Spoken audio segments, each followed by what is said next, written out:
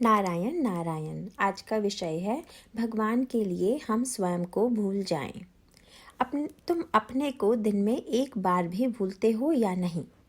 अभी हम अपने को भूलते हैं लेकिन विषय वासना के लिए भूलते हैं।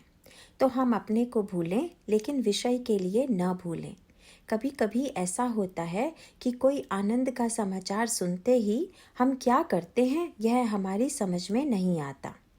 यानी ऐसे समय हमें अपनी देह का भान नहीं होता।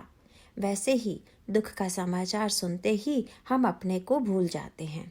तात्पर्य यह है कि जब हम विषय वासना के अधीन होते हैं तब अपनी देह को भूलकर विषय भोगते हैं। वैसा ही क्रोध के समय होता है। विषय वासना के लिए देह को भूलना हमेशा बुरा ही होता है, किंतु भगवान के लिए यदि हम अपने को भूलें तो वह अत्यंत उत्तम है। भजन करते समय अपना देह भाव भूलकर भजन करें। अभी हम ऐसा नहीं करते। भजन गाते हुए यदि ताल में कोई गलती हुई तो तुरंत हमें क्रोध आ जाता है। इसका मतलब कि हम भजन में एकाग्र नहीं हैं, विषय में व्यग्र हैं। अतः वह हमारा सच्चा भजन नहीं होता।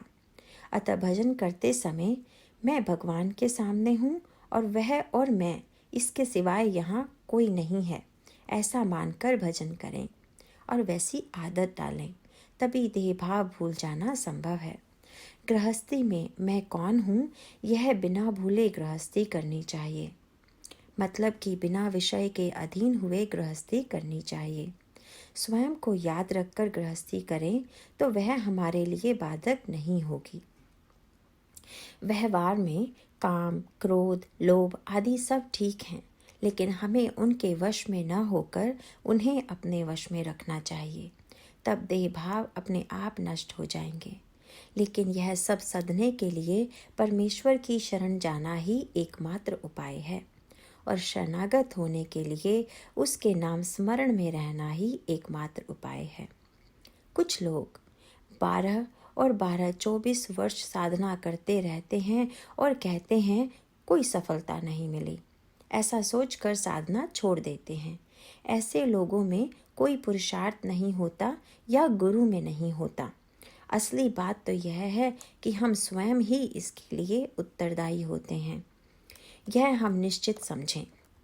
संन्यास लेना हो तो क्या पत्नी को साथ में रखकर संन्यास लिया जा सकता है?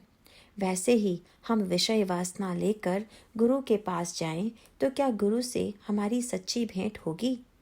अर्थात नहीं होगी। तो इसलिए गुरु जो साधन बताएं वह पहले करें, तब चित्त शुद्ध होगा। उसके बाद गुरु से सच्ची भेंट होगी, तब हम उनसे सच्चा समाधान मांगें। सत्य संतोष तब होता है तब कुछ भी मांगने की इच्छा शेष नहीं रहती। तब बाकी क्या रहता है? तब गुरु जिस स्थिति में रखता है उसी में पूर्ण संतोष हो जाता है। देह भोग की इच्छा ही नहीं रहती, उसकी कोई बिसात नहीं रहती। तब उससे ऊबने की नौबत ही नहीं रहती। नारायण।